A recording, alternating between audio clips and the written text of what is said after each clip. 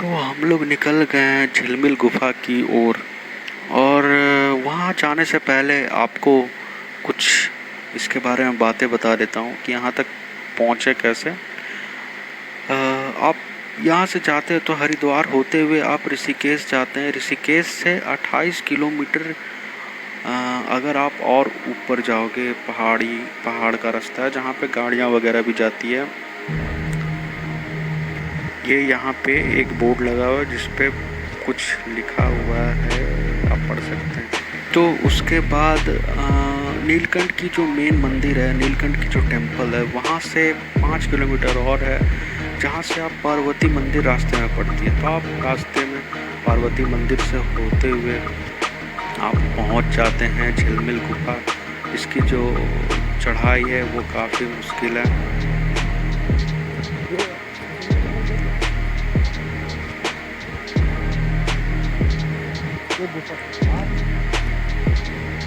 तो इसके बाद ये काफ़ी कच्ची रास्ता है यहाँ से। तो रात में जाना, अंधेरे होने के बाद जाना ज़्यादा सेफ नहीं है, क्योंकि ये बताया जाता है कि ये जो जंगल से सटा हुआ इलाका है वो वहाँ की जो जू है उससे सटा हुआ इलाका है। तो यहाँ पे जंगली जानवरों की होने की संभावना काफ़ी रहती है।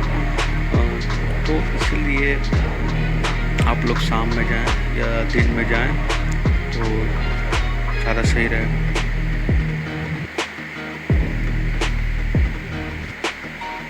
यहाँ की खूबसूरती देखते बनती है। आप यहाँ की खूबसूरत नज़ारों को जब देखते हैं तो आपका मन प्रज्वलित हो जाता है।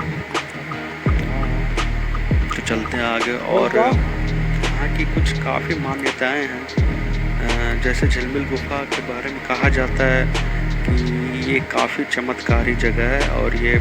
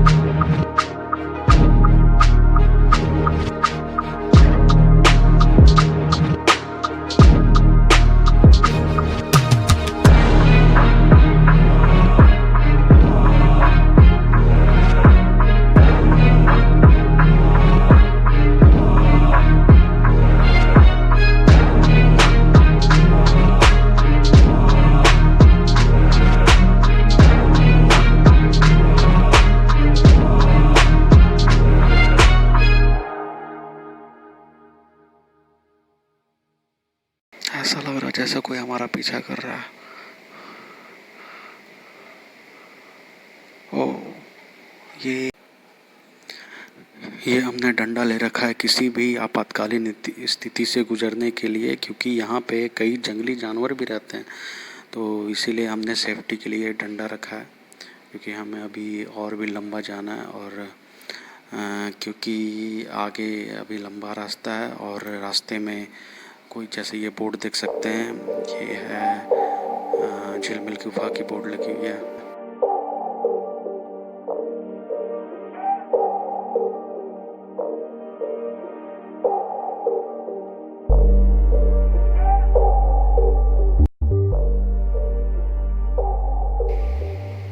भाई लोग थक चुके हैं 4 किलोमीटर की लंबी और थकावट भरी चढ़ाई करके। इस वक्त हम लोग लगभग आधे रास्ते आ चुके हैं और इस वक्त मैं काफ़ी थक गया हूँ। सही मायने में काफ़ी थक गया हूँ, क्योंकि ये काफ़ी मुश्किल चढ़ाई थी। क्या मनमोहक दृश्य। मेरी तो सारी थकावट इसको देखते भर से दूर हो गई है और फिर से मेरे अंदर ऊर्जा की स्फूर्ति हो गई है। These guys are saying that अभी नहीं थोड़ा करूँ इंतज़ार। But what is this? This is the most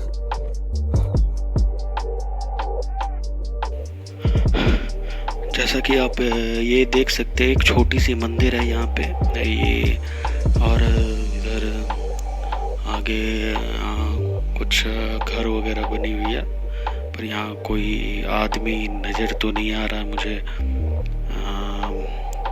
आगे मेरे एक इंसान नहीं चल रहा है बोतल लेके। बाकी आप देख सकते हैं ये काफ़ी थकावट भरी चढ़ाई थी, लेकिन काफ़ी रोमांच से भरी हुई चढ़ाई।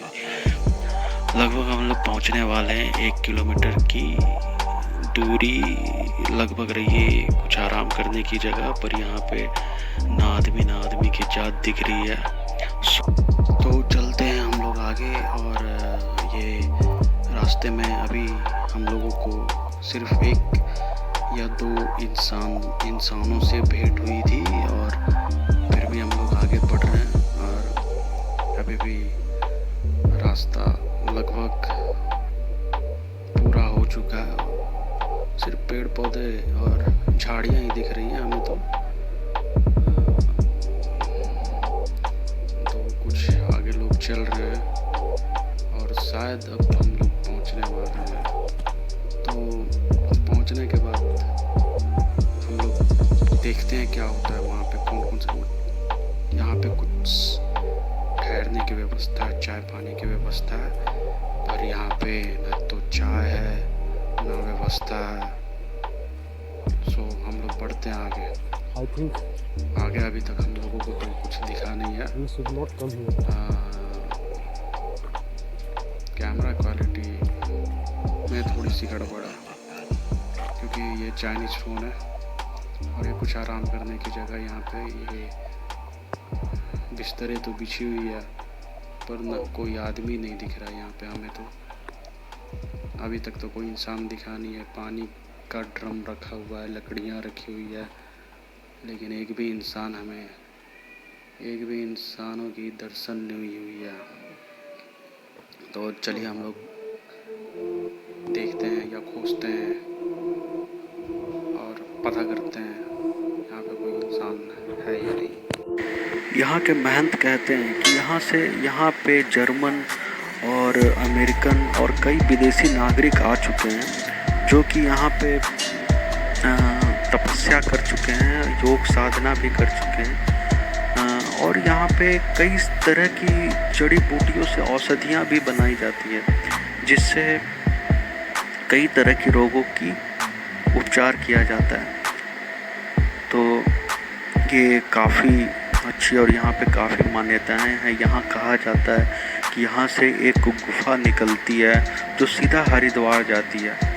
ये कितना सत्य है, इसकी प्रामाणिकता की तो मैं सत्यता नहीं बता सकता, पर ऐसा मान्यता है कि यहाँ के जो झिलमिल बाबा थे उन्होंने ये बनवाई थी, और ये यहाँ की जो गुफा है वो सीधे हरिद्वार को जाती है।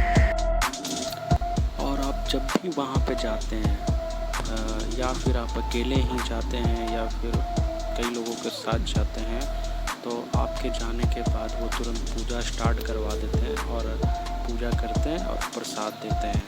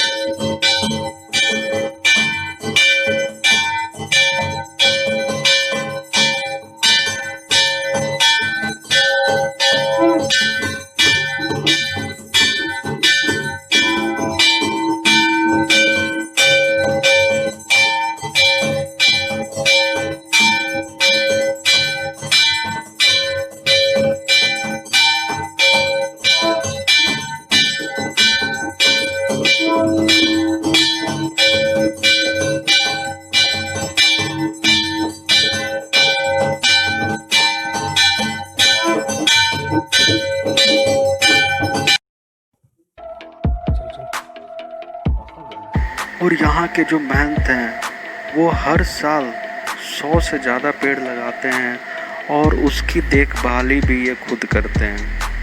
तो ये काफ़ी अच्छी है। और ये कहा जाता है कि यहाँ पे एक दीप है जो जलती रहती है, वो कभी कभी हवा में भी जलती हुई दिखाई देती है और ये काफ़ी सालों से चल रही है, ऐसा यहाँ की मान्यता है और ऐसा कहा जाता है। प्रकृति की गोद में बसा ये गुफा अपने आप में काफ़ी रहस्यमयी और चमत्कारी है, क्योंकि यहाँ पे कई सारे लोग कई विदेश से भी नागरिक आते हैं और फॉरेनर भी आ चुके हैं जो योग साधना भी करते हैं। और भी काफ़ी बातें हैं यहाँ पे, जैसे एक छोटी गंगा बोलते हैं जहाँ से हमेशा पानी की बूंद आते रहती है और ये पीने लायक पानी आती है जो कभी भी सालों साल से चल रही है पर अभी तक सूख